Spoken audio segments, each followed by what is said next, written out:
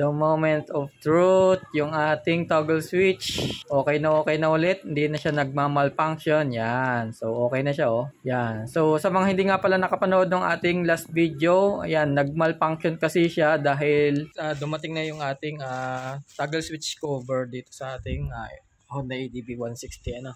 So, pakita ko sa inyo itong dumating natin na cover natin para dito sa ayan, sa toggle switch natin.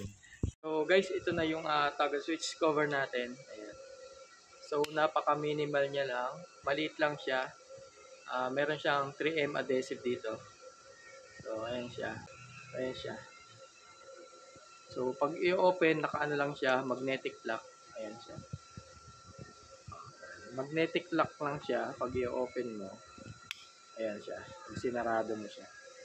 So ikabit natin Nagustuhan ko dito guys, napaka minimal size lang niya, maliit lang siya at saktong-sakto lang dito sa para sa space dito sa cover ng mismong toggle switch natin. Oh. So yan, makikita nyo, oh. Napakaliit lang niya, yan, saktong-sakto talaga dito sa mismong space niya para sa toggle switch. So magnetic lock lang to.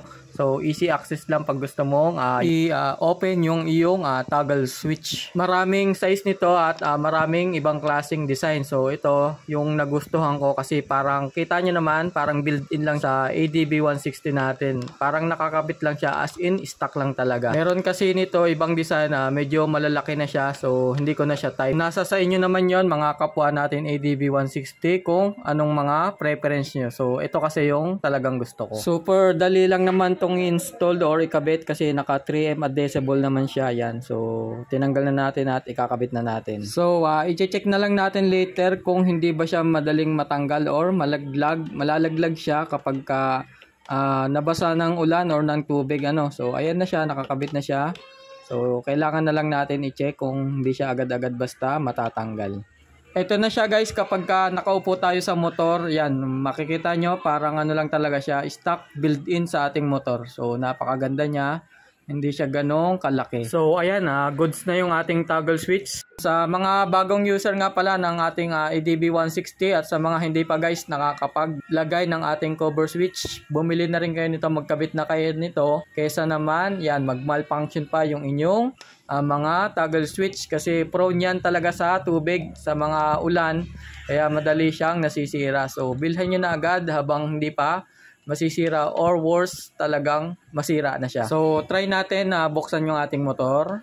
Ayan. So, alright. The moment of truth, yung ating toggle switch. Okay na ulit. Hindi na siya nagma-malfunction. Yan. So, okay na siya, oh. Yan. So, sa mga hindi nga pala nakapanood ng ating last video, ayan, nag-malfunction kasi siya dahil lagi na siyang nababasa ng ulan. So, binilhan ko siya nitong ating toggle cover switch kasi nga, yun, nag-malfunction siya. Pero bago ko siya bilhan, ginamitan ko lang siya ng WD-40.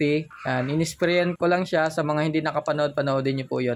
So, makakatulong yun sa mga kapwa ADB 160 natin. So, sa mga nasira yung toggle switch natin, huwag nyo munang palitan. Gamitan nyo WD-40 kung kaya pa. Sprayan nyo lang siya hanggang sa mababa. Then, pindot-pindutin nyo lang siya hanggang sa maging okay na ulit siya. Toggle switch cover nga pala natin, nabili ko lang sa TikTok. Lagay ko na lang yung link guys. So, thank you. Ride safe sa lahat.